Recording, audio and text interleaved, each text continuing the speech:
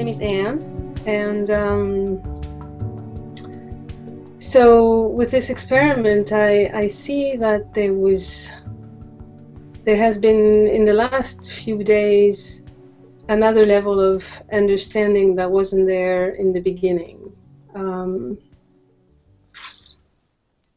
and I'm not sure how to express that.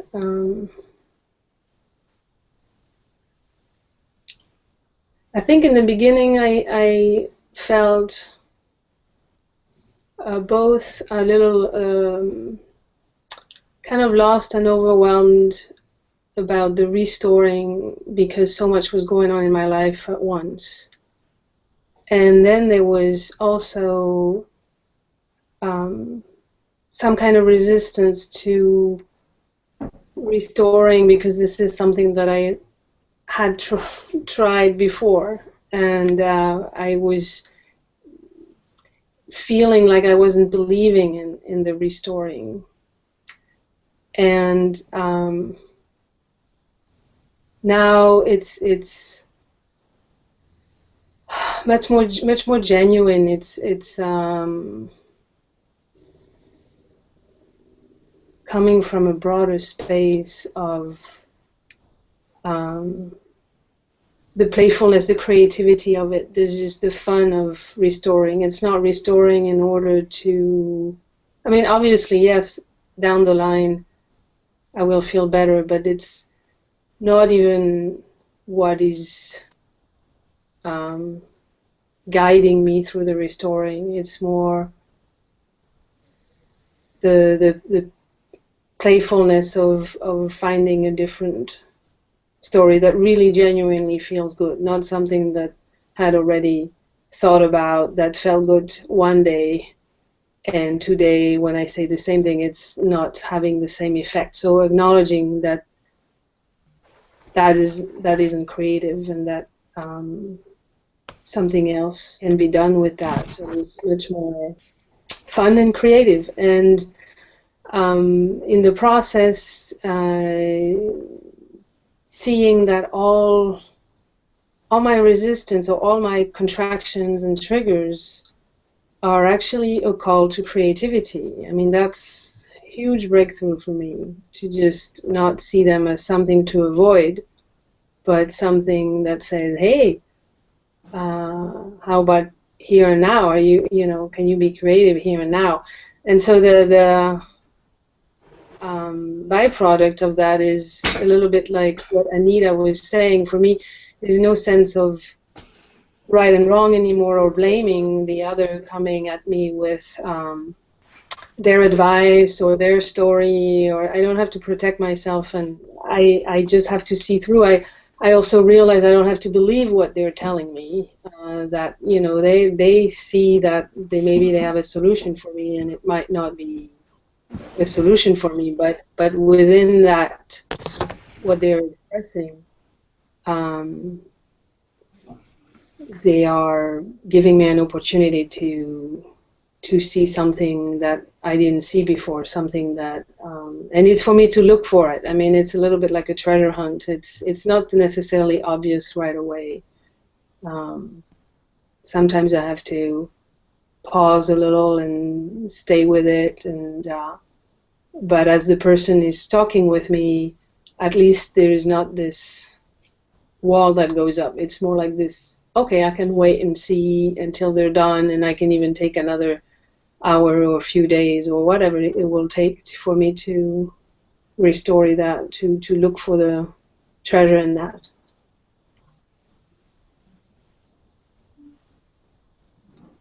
So that's what the experiment is for me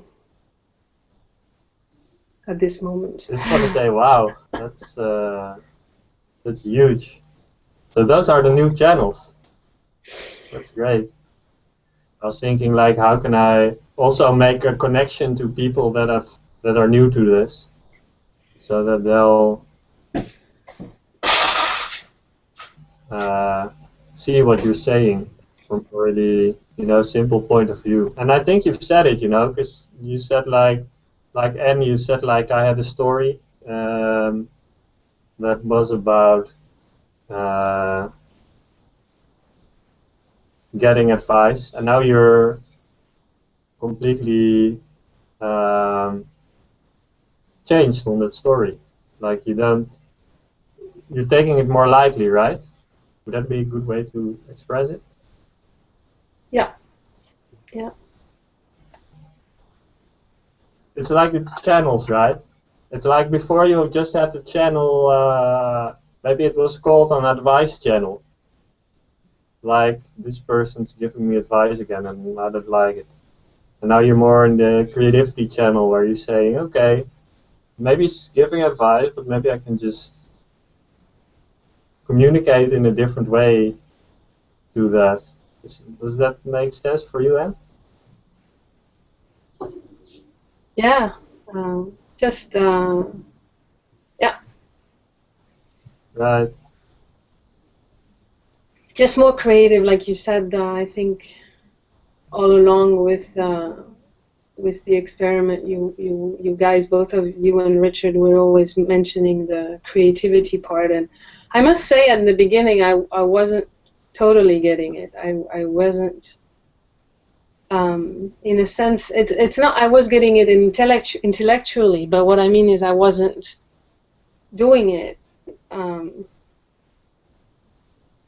I wasn't seeing how fun it is. I was still feeling a bit. Oh, okay, I'll play along. I'll try that because that's what it's about. I need to try that, and but it wasn't fun. It wasn't, not yet. It wasn't completely fun. It was a little bit more like, when you've decided you go on an exercise program and you say, okay, this morning is Monday, I need to run. And, whereas now it's more like, in fact, a good example, because now when I go bicycling, because my body doesn't let me, I just bicycle when I feel like it. So this is more fun. It's not exercise anymore. And with the experiment, it's a little bit the same way. It's like, well, it's much more fun to find a treasure, go on a treasure hunt when somebody is telling their story about you, rather than be in reaction about it and be all contracted. I mean, it's obvious. The choice is very obvious of what am I going to do. So do you think you made like one big shift towards that fun, or were it a lot of little shifts? It was both. It was. I think it was.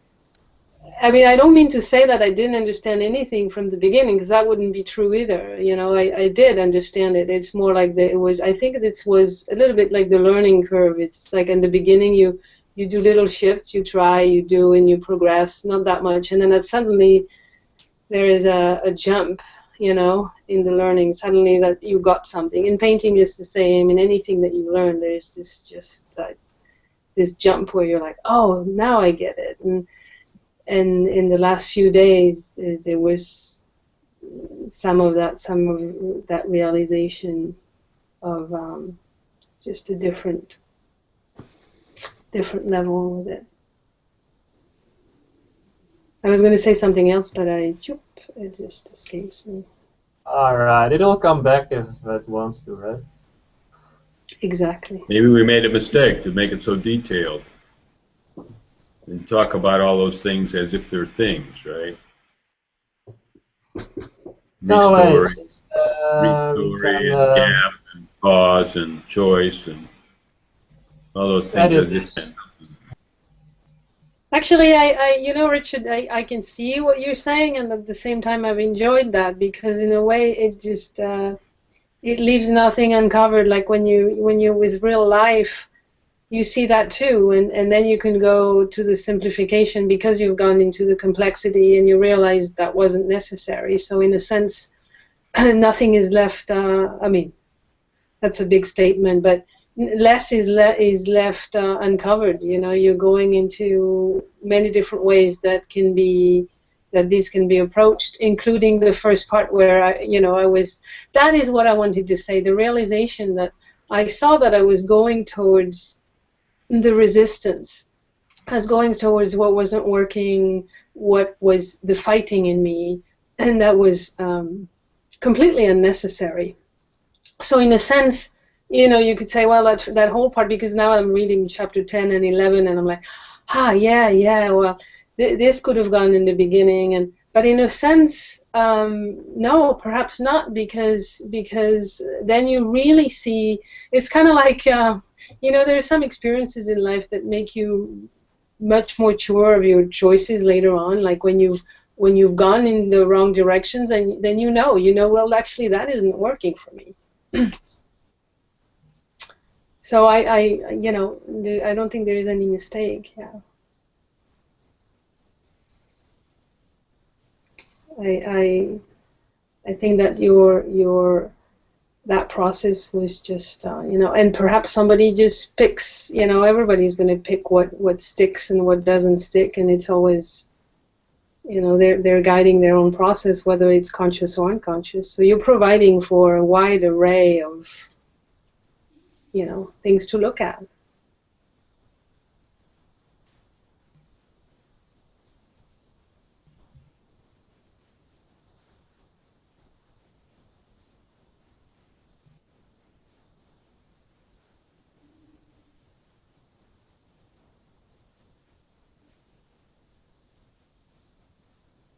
Yeah, I think it's good if it looks like easy, if if it somehow perceived as a big task, then people can make it into one for sure.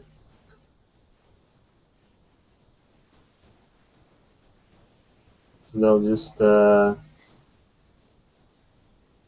connect it to other big tasks that they had before. And then they'll say, oh, this must be difficult too. So then I like where I would try to make it look easy. Yes, and in a way, what is interesting about this experiment is that when you look at all the chapters, it's holographic. So in every chapter, there is the simplicity of the message from the beginning to the end. That's what I realized, is that you can go in depth into the complexity, but you always realize it's the same simple message, actually. You know what I mean? So the people, so yeah, if somebody starts with a prejudgment of this is too much, maybe they may be confronted with this is too much, but in fact it's right there from the start. The message is just, too much. Yeah, that's right on, because we had some dancers and one actually didn't even join, but we talked to him and tried to sort of express we're discovering. And then another one did join, but he kind of dropped out because they think it's too much in terms of words. And they found a dancing channel, But what I'm thinking is, what would be really interesting is connecting to the dancing channel to their words. Because I don't think they connected the dancing and even the silence and stuff. They didn't connect it to being creative with their words. They just dancing and being silent. And then if words come, they're all too much.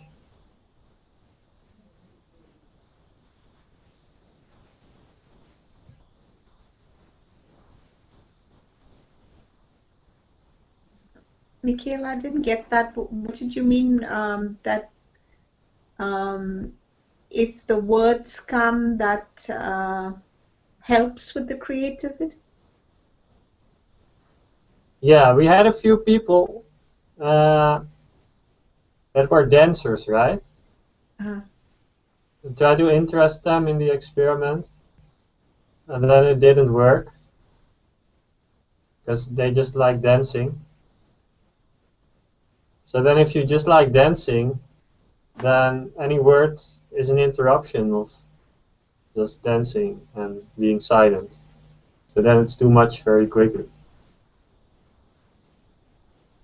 Okay. So they found that the material was too wordy? Yeah, because they just like dancing.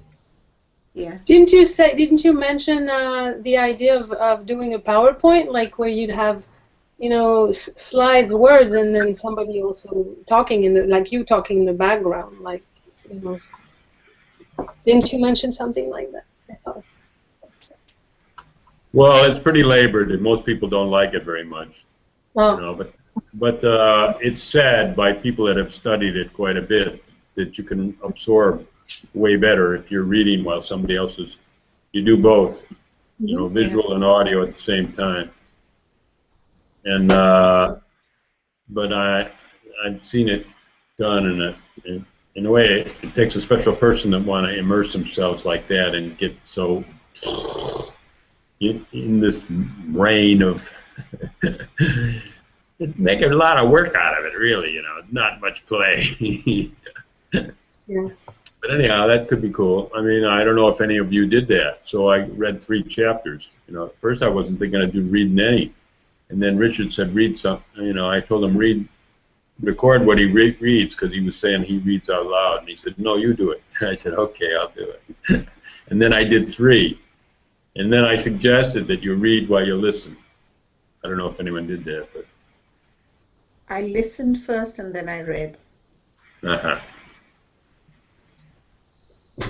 I read and then I listened when I was doing something else.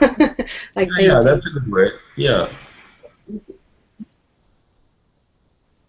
I used to always do that for 6 years, like I'd edit I had all those episodes that I'd put up, and I'd edit them, and then I would listen to them while I was cooking dinner or something like that.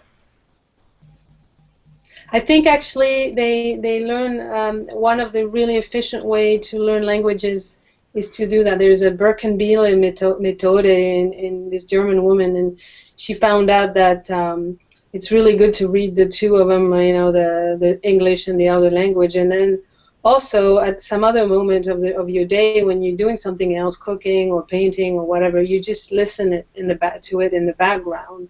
And for me, it's very obvious that when I'm actually doing something like sketching, or I can listen 10,000 times better to somebody if I'm not focused on them.